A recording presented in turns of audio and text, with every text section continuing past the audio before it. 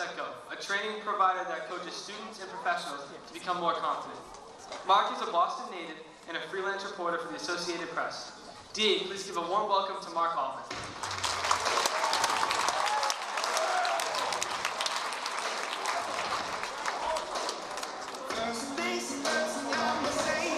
Do we love the Imagine Dragons? Yeah? Right? All right. Okay, so before we get started tonight, I just want to see, there's been a rumor floating around that certain parts of the room don't have as much cheer as others. So can I hear this side of the room get pumped up?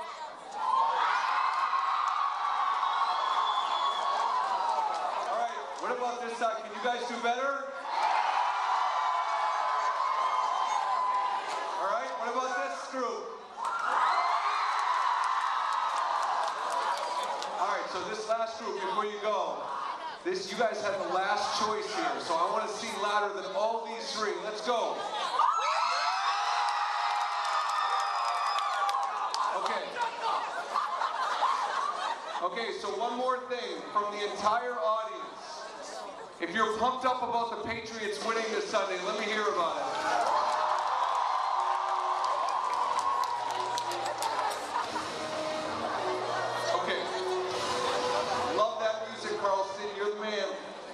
Okay, so thank you all for having me tonight. I do want to say thanks to Frank Rosa. You know what? Frank is, all I can say about Frank is everything an educator should be. And so kudos to him for the great work he does. And I want to thank DECA, and I want to thank you guys all for your attention tonight. I really appreciate it. It is very special for me to be here tonight, everybody. I am so passionate about kids. I am so passionate about building kids up, building their confidence, developing their skills, and really helping you progress to the future. So I'm really excited to be here. I want to start out with talking about confidence, because I don't think you all realize everybody in this room is part of a special group tonight. And part of what I do at Mindset Go, everybody in here knows what IQ is, obviously, correct? Okay. So what I do is at Mindset Go, I help 5th graders all the way up to CEOs of companies in 3 areas. Instead of IQ, I help them with EQ, emotional intelligence, which I know some of you have worked on here. I help people with CQ, which is called conversation intelligence. And I help people with RQ, which is called relationship intelligence. If you were all to, thank you for that, if you were all to think about, as you get older, professionally and personally, what you need to be successful, think about it. If you know how to talk to people, if you're self-aware and control your emotions and reactions, okay, and you know how to build relationships with people, what else do you need? Those are the 3 things you need, okay? Now, a lot of you being in high school, I would imagine, have probably been asked, God knows how many times in the last few years, what are you going to do when you grow up? What are you going to major in college? Anybody been asked those 2 questions at any point lately? Raise your hand if you've been asked those questions, right? So what I want you to think about today, what I want you to think hard about, is a very different question. Because the question of what do you want to do when you grow up, or what do you want to major in college, it's a very different question. And that is, who do you want to be when you grow up? Not what do you want to be when you grow up. And I want to know what are the qualities and characteristics that you guys want to be to grow your confidence and to be successful. And a lot of what we're going to talk about tonight is, this is going to be interactive, everybody. This is not going to be me lecturing you as a motivational speaker. I want you to get involved. I'm going to come around with this microphone. I believe in empowering kids. I want to know what you have to say. I want to know what your thoughts are. Do you guys want to talk or what? All right.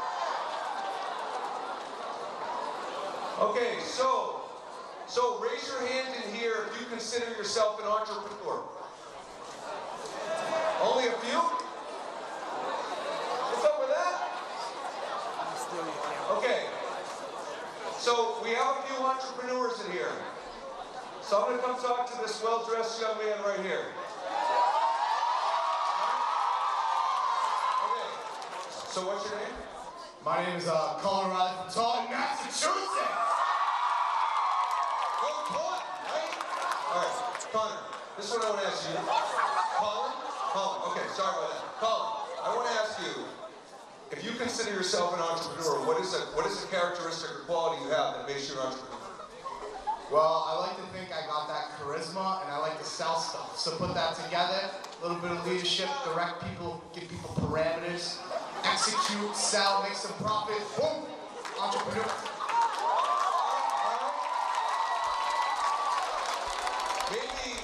Maybe we need to have Colin come out of his shell a little bit. I think he's a little shy.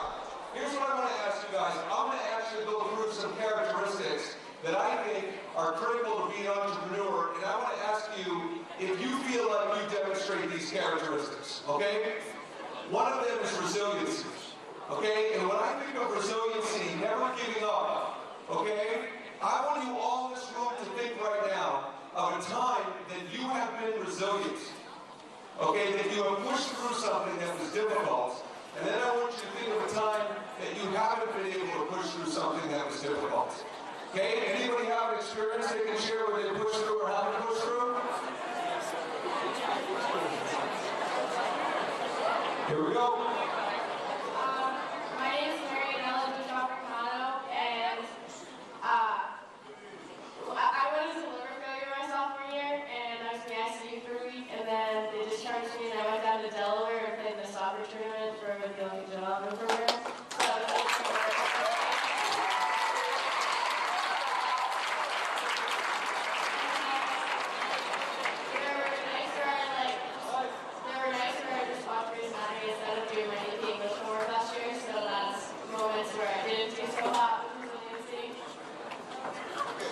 So So thank you very much. So here's what I want you to think about. What has everybody done here today? Role play, get out of your comfort zone, do things that you might not have experienced doing. How come you did it? How come you came here? I want to know why, knowing what you were going to have to do, how come you had the courage and confidence to come here? Anybody? 3 minutes. Okay, here we go. Hey guys, can I just ask you? I hate making rules. I hated rules when I was a kid. I hate them now.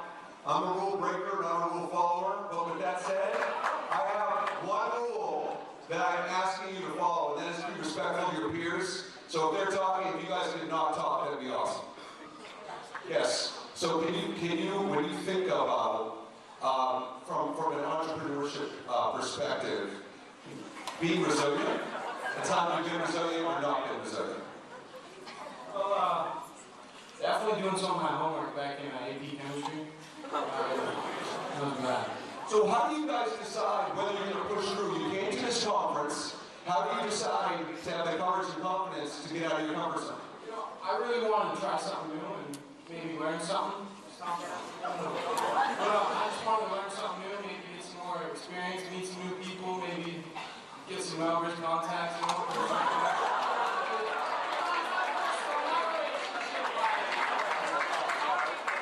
Can we concentrate on the matter at hand? Really? All right, so anyways, so here's the thing, everybody. I want you to think for a minute about what those characteristics are about perseverance and resilience. Because the fact of the matter is, it is very hard to push through. When we don't want to do something, when you have the confidence and courage to move forward, it's very easy to not do it, and you want to do it. The second one is try. How many of you, when you're asked to do something, have said once or before, I'll try. I'll give it a try. Anybody know yoga? Anybody know yoga's famous expression? Who said that? Okay, we've got a quote from yoga. Here we go. Do or do not. There's no try. Okay. So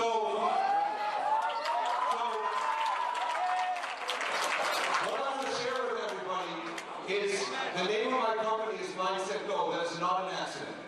mindset, your mindset is the key to everything you do to be successful personally and professionally. And when you say do or do not, there is no try, I'm asking every single person in this room tonight, when you leave here, to remove the word try from your vocabulary.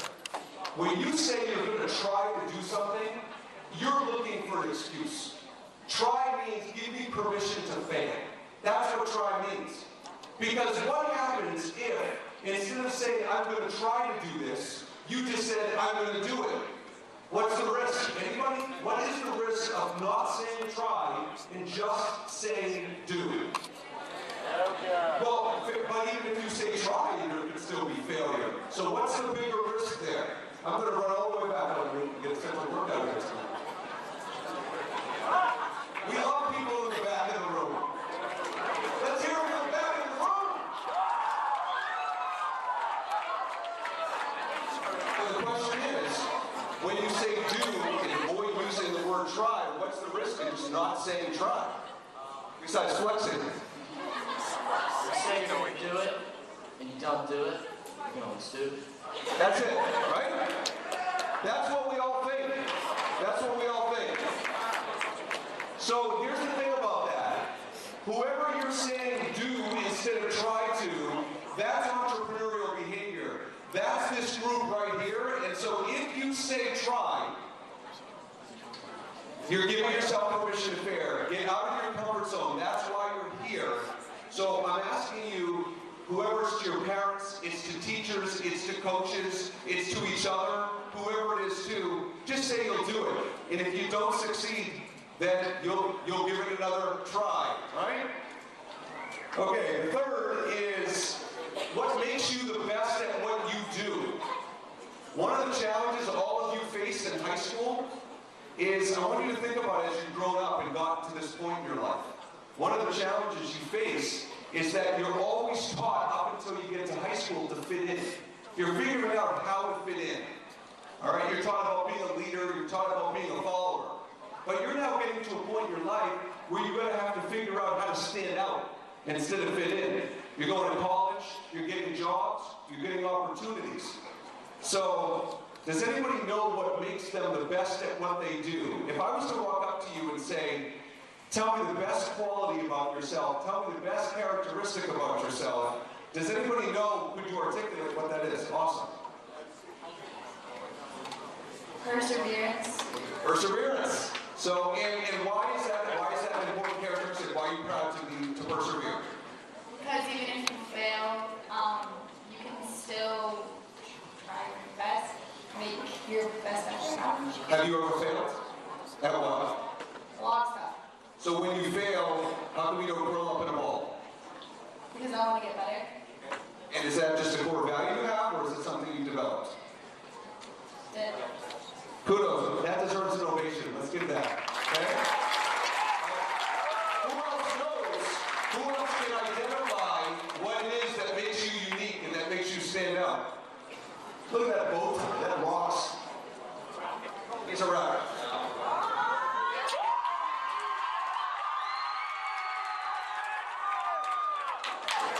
This is Brian. So Brian, you said confidence. Okay, so what do you call? How about this, Brian? Let's start this. Tell me something you're not confident in. I always have confidence. Come on.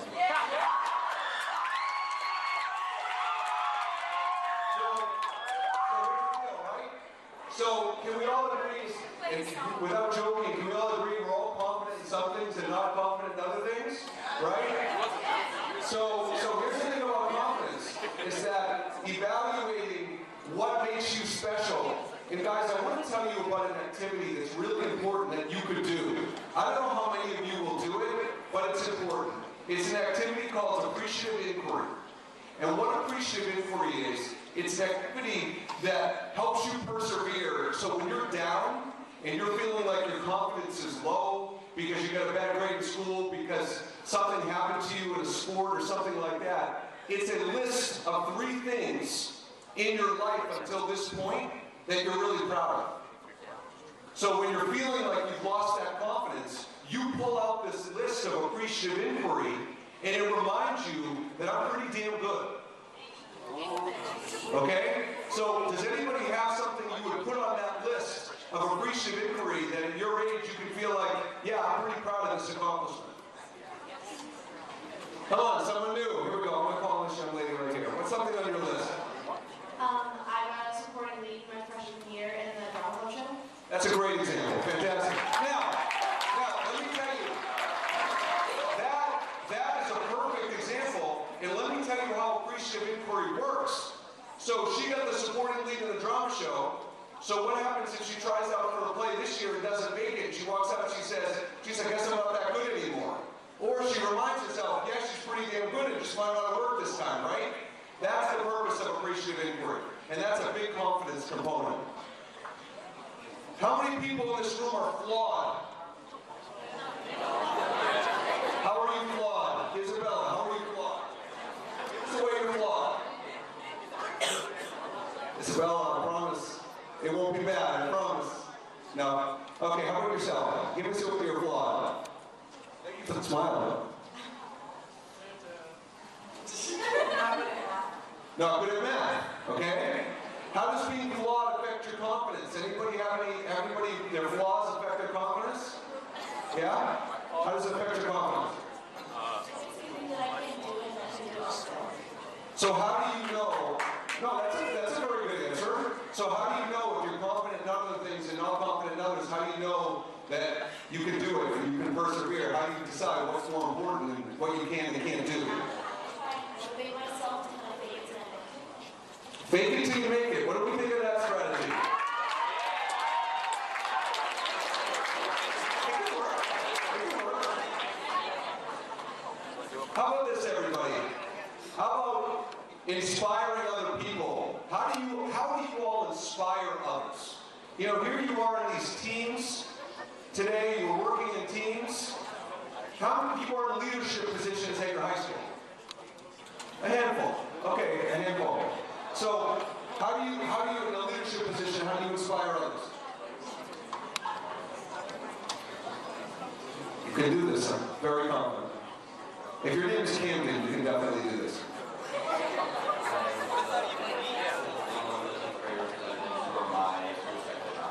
And how did you get that opportunity? I became an actor for football and position. Okay, guys, we are getting to the part of the presentation that is probably the single most important thing I want you to take away tonight. Okay?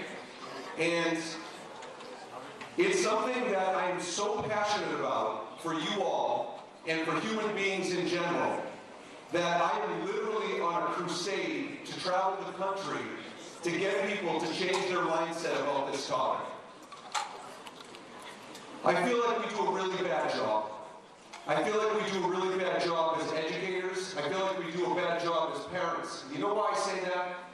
Because we're teaching you all about outcomes.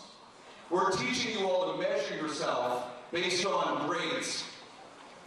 Okay? We're teaching you all to get a 90 on a test and think I did a great job, and to get a 70 on a test and think I did a bad job. Doesn't make any sense to me at all.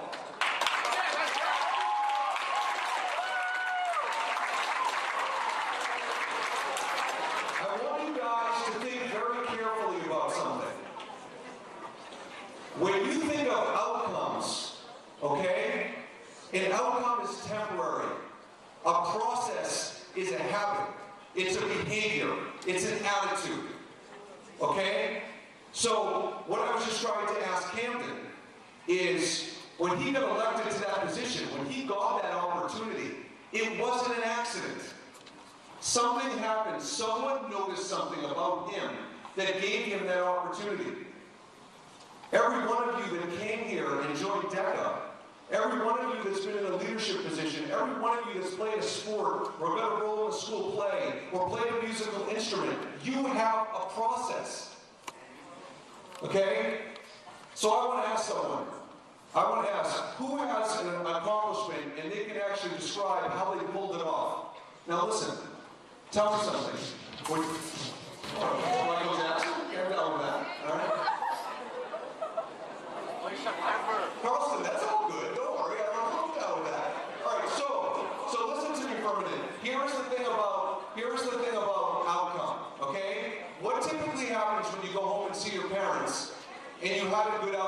school? Anybody, one of your parents typically say to you? That's it.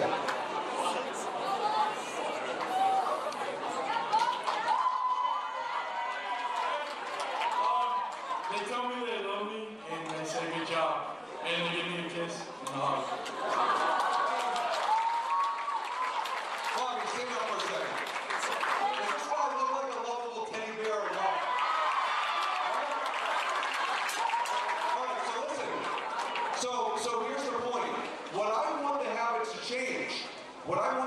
to change is when you guys have a good outcome, instead of the response being, great job getting a 90, great job scoring 20 points in a basketball game, what I want it to be is, how'd you do it? How'd you pull it off? How'd you get to be so successful? How did you make it happen? Anybody, how did you make it happen? What is something you pulled off and how did you make it happen?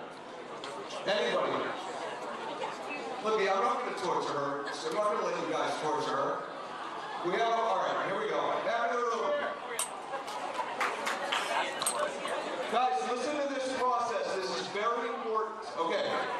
So tell me what the accomplishment you did first. I beat Red Dead Redemption 2 in a matter of 2 days.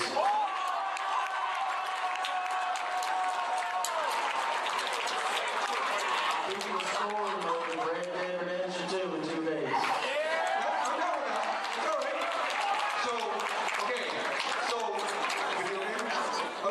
So, how did you do it?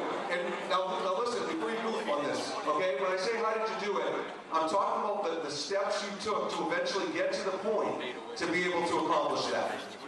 Alright, so first I got a couple drinks and a couple snacks. I sat down, turned my Xbox on, and I didn't get up for about 25 hours.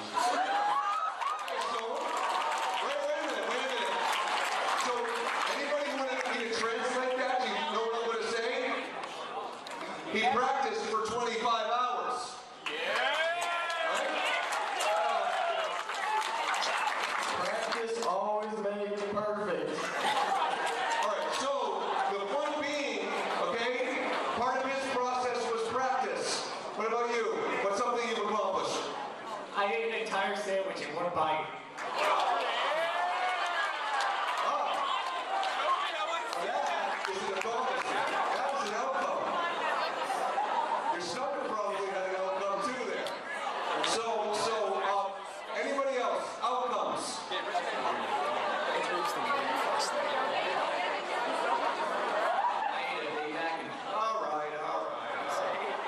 All right, anybody else have a serious outcome? Guys, come on, this is an opportunity.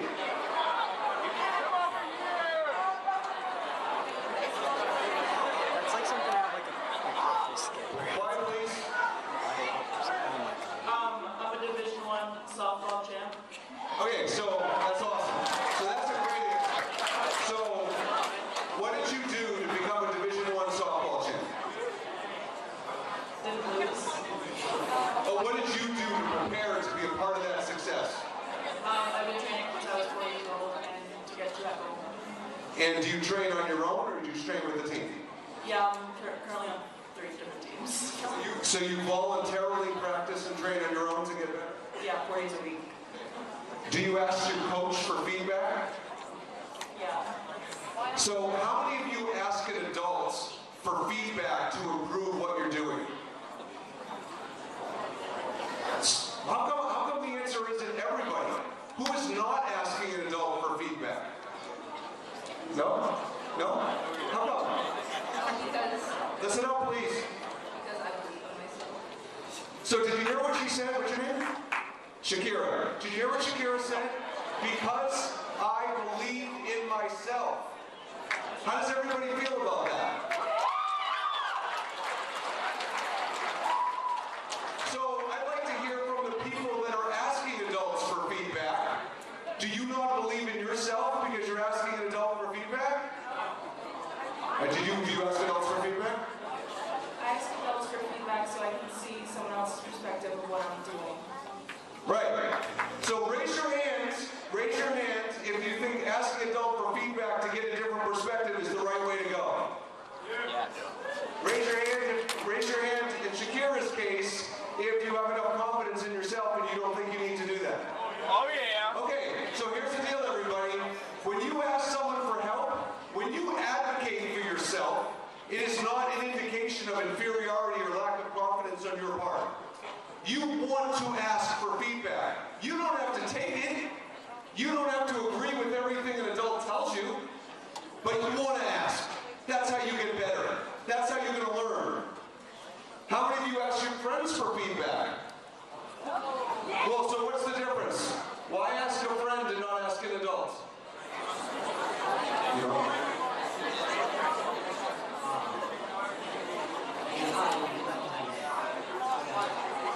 You know your friends better sometimes than you know adults. Trust. You talk to them a lot. So there's a little bit more of a trust built up there. Do you think that, do you worry sometimes that adults might be judgmental? Is that the issue? That's the issue?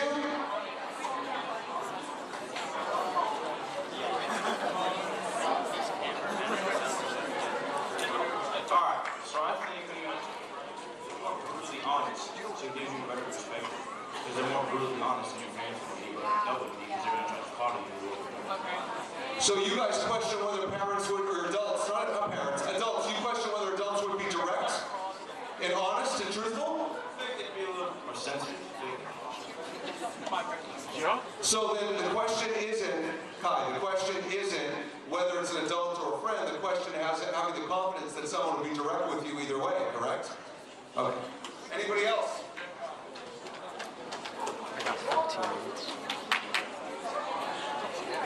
Okay, so listen, here are your process steps, everybody. This is what I want you to think about as far as your process steps. Okay, these are all things that you have done, some of you, all of you in this room, to get the outcomes. Raise your hand if these things apply to you, okay? Voluntary learning. Voluntary practice. Seeking feedback from somebody else. Trial and error. Okay? Research. Brainstorming. Took a risk. Yeah, everybody likes that one? Does everybody in here know when I say due diligence, what I mean by due diligence? Due diligence is going through a process to make sure what you're doing is the right thing. So do you guys have a process to know what you're doing is the right thing?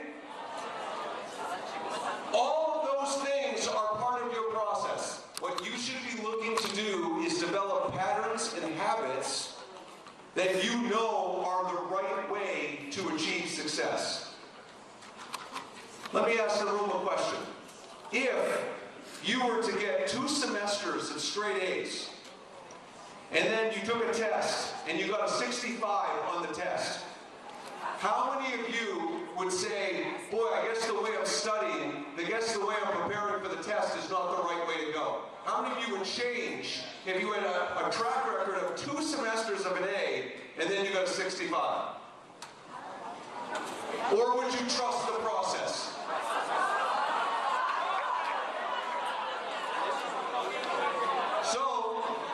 So, how many of you have recently tried to change a habit? Tell me the habit you tried to change. Or you have changed. Have you changed it? Or are you trying to change it? Trying. So just do better in school studying and stuff like that. So, here's the thing, everybody. He's trying to do better in school. So what have you done in your process to be able to change that habit? Spend more time studying and paying attention in class and being more attentive. Okay, so what are you not doing? Because if you're spending more time studying, you're missing out on something you used to do. So what are you missing out on? Well, less working. It kind of sucks because no more money, but still better school. It's good. So I want everybody to realize where we're going here, because when you're going to be motivated to change a habit or behavior, you have to know your why. So, what's your name? Brendan. So Brendan gave up money for fun so he could do better in school. Why? Prepare for college, better future. But you could maybe still get into a good college and not get as good grades, theoretically, right? Well, that's not what they put in your brain. Did you hear that? That's not what they put in your brain. Who's they by any chance? Like guidance and teachers and parents. Hey, so everyone, let me ask you. Thank you very much. Yes. So, let me ask you guys all a question. It's one thing to be sick of what society's telling you should be what you do. It's another thing to be sick of adults telling you what to do. That doesn't need to happen if you have your own process. If you have your process and if you have the confidence, you don't need people to dictate that for you. Because guess what? You guys, it's like what I said in the beginning, you guys are growing up without the ability to think for yourselves. Because all your goals and motives are for everybody else. You're going to go to college? How many people in this room are going to college? Why? Why? Why are you going to college? Anybody, why are you going? I got to ask you, I love those glasses. Listen up for a minute, why are you going to college? You gotta make money. You don't have to go to college to make money. But society tells us we have to go to college to make money, right? Okay, who else is going to college?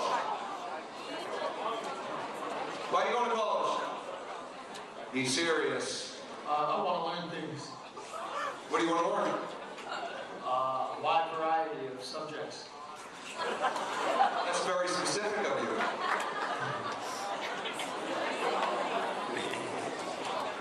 Yeah. Okay. Is this? Okay, I'll come to it. Okay, so why are you going to college? To nurture my curiosity. Seriously? That's awesome. That's tremendous. That deserves a huge ovation.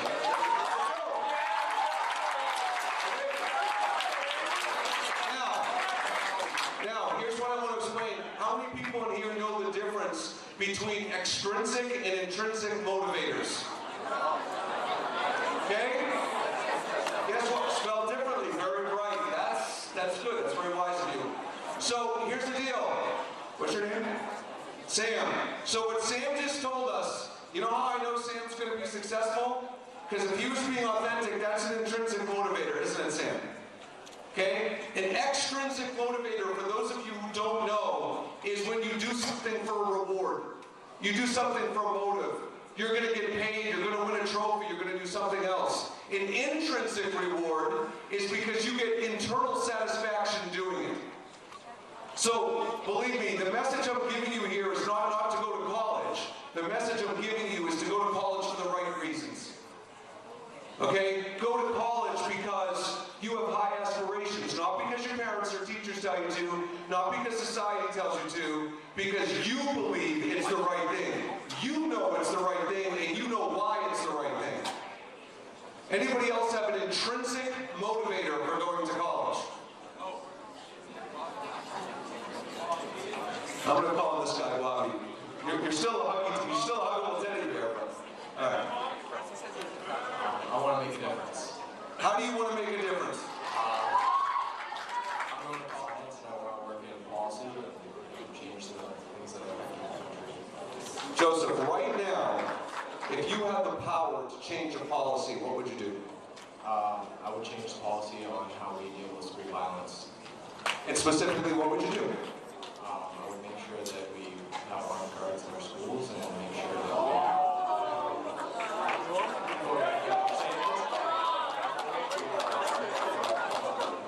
Hey, you can't have it both ways, right? If you don't agree with Joseph, you want to have freedom of speech and be able to respect, so each of you are empowered to talk. So whether you agree or not, you still have the confidence and courage to say it. So, cool, great job. Great job. Okay? Anybody else? Bobby. No? My name's Bobby, I want to be a doctor. So listen, the message here is stop walking around telling everybody you want to make a difference and start telling people how you want to make a difference. Start telling them a story. I'm with your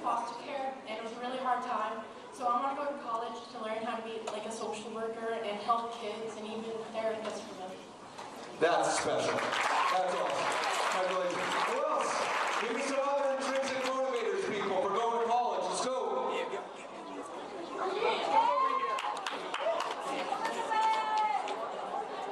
Hi, Elizabeth. Hi, Liz. I really want to be an orthopedist, and I think that that's important because we should get more women empowered to do things in the workforce.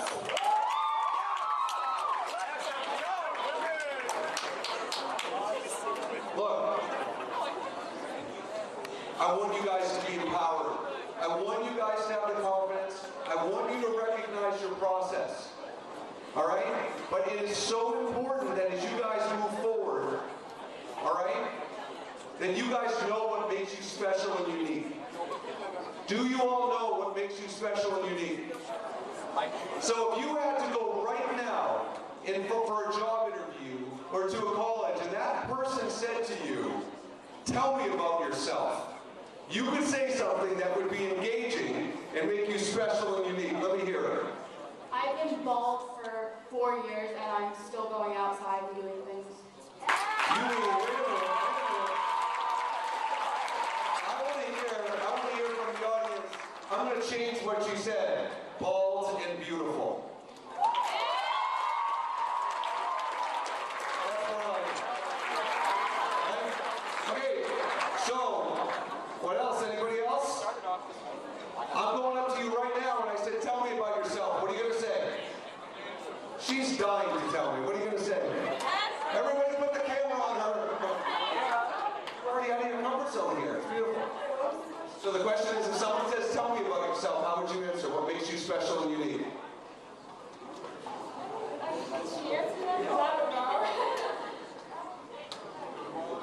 You know? I have one foot, so I have one foot taller than the other. But see, you guys laugh. You guys laugh. But you would probably be like, I don't mind knowing more about that. That's pretty interesting. Not bad. Okay, look, everybody.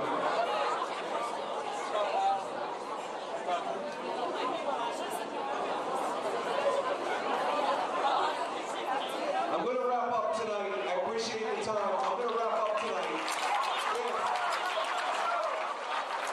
with a final thought. I hope you're not clapping because I'm wrapping up. Just kidding. Listen, I'm going to wrap up tonight with a final thought for you guys. I want you to embrace something as I leave here tonight. I really, really want you to embrace the F word.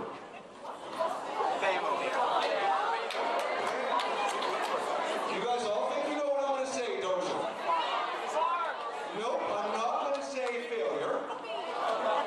I'm not going to say fake. It is the single biggest barrier from people from 10 years old to 70 years old that when I train companies and train individuals, I see it every day. The F word. Fear. Okay? So I'm going to ask you, I asked you guys to consider something earlier tonight about appreciative inquiry, and I want to ask you to do one other thing from now on in your life. Whenever you can identify that fear is holding you back, I want you to do two things. I want you to have your inside voice ask yourself the question, what's the best thing that can happen and what's the worst thing that can happen? But it's the next step I wanted you to do that most people don't do. After you ask yourself that question or after you have someone else ask you that question, I want you to write down the answers. And I want you to stare at it, and I want you to look at it, and make sure your decisions aren't guided by fear, and make sure your decisions are guided by critical thinking. Because fear equals anger, equals hate, equals suffering. No more fear. Thank you all very much. Appreciate it.